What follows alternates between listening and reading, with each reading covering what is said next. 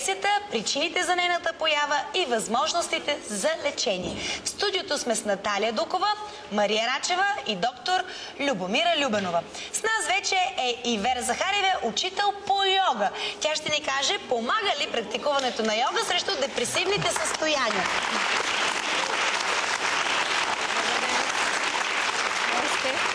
Вера, какво означава това? Поздрав! Поздрав към вас, поздрав към всички присъстващи. Божественото в мен поздравява божественото във вас. Намасте! Добре! Поздравихме се, срещнахме се. Йогата помага ли при справянето с депресията?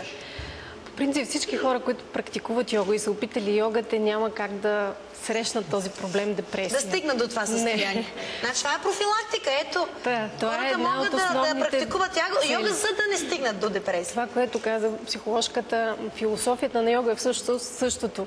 Начина да се откриеш, начина да разбереш кой си и пътя към това нещо. Пътя към собственото откриване, защото малко грешна е представата все още, че йога са само упражнения, физически пози, слагане на краката зад главата и всичко останало. Това е така повърхностната, външната част, която ние виждаме от йога. Всъщност йога... Има и духовна, предполагам. Да, общо взето към това... се усеща само от практикуващите. Да, това се стремим ние с практиката си по йога, всъщност да открием кои сме ние и да се опитаме да намерим божественото вътре в нас. Добре, от това означава ли наистина, че 100% този, който се занимава с йога, никога няма да стигне до депресия? Зависи от човек. Зависи от човек. Да, къде иска да отиде, къде е тръгнал, какво иска да прави. Има хората в групите, които практикуват само осаните. За тях това е добре. Както вие с фитнеса. Те изиграват позичките, чувстват се физически добре, огъвкавяват тялото, изхвърлят токсините, подобряват кръвообращението и това е за тях. Човек се чувства окей. Добре, важи ли това, че хора, които като Наталия са били в това състояние, започвайки да се занимават с йога, те бързо излизат от това състояние? Пак зависи от човека. Това зависи от човека. За жалост трябва да го кажа. Няма уникална единица е човека и всеки се случва по различен начин. Има ли хора, които наистина са го постигнали? Аз лично в моите групи имам една писателка известна, която идва в групите. Тя всеки път, когато идва, казва, аз се чувствам прекрасна след практиката по йога, точно защото намирам себе си. Когато влезнеш в часа по йога, ти забравяш околния свят. Началото е релаксацията, пратяхара, да се отдръпнеш от околния свят, да се отдръпнеш от всичко, което наоколо те заобикаля, да забравиш, че си мъж или жена, професията, семейството, всичко. И това да разбираш. Не знам коя съм. Напротив, влизате навътре. Влизам навътре. Всичко друго. Опознавам се по-вътрешно. И човек, като се заслуша в себе си, вижда, че той наистина е спокоен. Наистина това вътре в него няма депресия. В принцип няма и стрес. Има само стресови ситуации. Ако ти ги допуснеш до себе си, тогава се стресираш.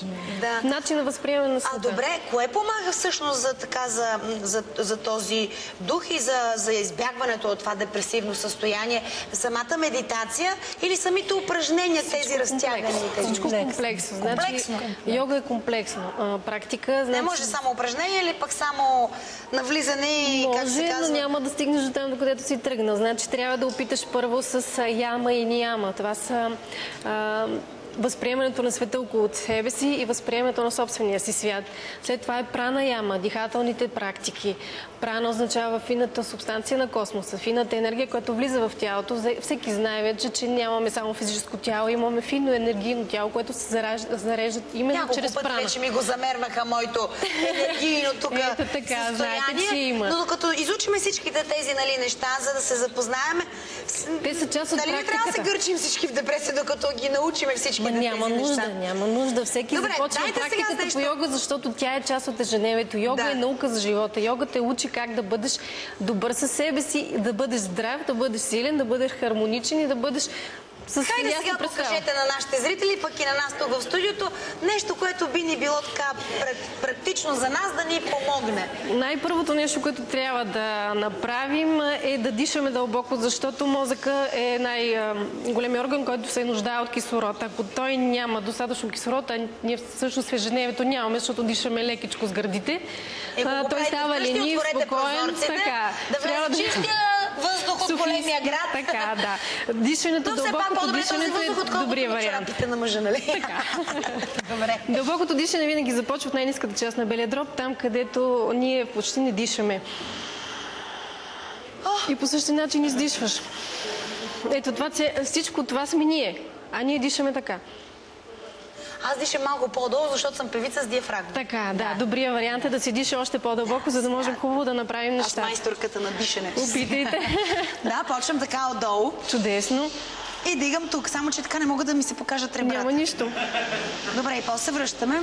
Това е дълбокото дишане. Може ли да дишате? Публиката, дишайте. Пробвайте. Имате нужда, може и гостите всички да подишаме. Това е пранаяма, това, което казах, дълбокото дишане. Те са няколко вида. Бастика е една от тях. Така, няма ли да му се завие свят? Именно точно защото кръвснабдяваме мозъка. И той тогава вече престава да има тези отрицателни мисли, депресивни състояния, да бъде ленив, да бъде безпокоен. Той се успокоява от това дълбоко дишане. След като се надишаме, какво правим? Упражнения. Най-лесният вариант е... Най-елементарничкото упражнение. Елементарно упражнение в йога няма. Малко дама все пак. Ето едно елементарно упражнение. Просто стоиш. Да, стоиш и но дишаш. То не е само на стоене. То трябва да е осъзнат целият процес. Къде са ти краката, как си изпънал гърба, как стоиш правилно, къде ти е ума в този момент. Доста често чудиш какво ще сготвиш за вечеря на мъжа, именно, пък да стоиш. Трябва да си вътре в себе си, когато практикуваш йога. Асана, това е физическата поза, означава стабилна и удобна поза, в която тялото и умът си почиват. Значи ти дори да застанеш така, трябва да почиваш. Добре, наистина. Дори да застанеш с двата крака за главата, пак почиваш. Да, обяснете ми точно какво. Аз като малка направих едно такова упражнение. И виках майка ми да ми махне крака. Виках да се седра, викане наистина заболя ме. Крака ме заболя. И сега успявам. Браво, добре. Значи чудесно се справяте с йога. Трябва. Но какво ми помага това упражнение? Помага ви да отворите енергийните канали, всички физически пози. Само пак да не кажете половата чакра, че загаса вече тук. Не, там е далече. Добре, значи отварям енергийно. Да, по принцип, когато човек е в депресия, неговото състояние е темастично, неговите енергийни канали са затворени. Асаните, които са малко по-динамични, отварят тези канали. Такива упражнения са поздрав към слънцето. Сурия намаскар, сега съвсем набързичко ще го покажа. Винаги се започва към слънцето, правят се сутрин, но това е без значение. Прибирате така, че да развидите цялото тяло. Те са много елементарнички. Моля дано да няма мъж зад вас.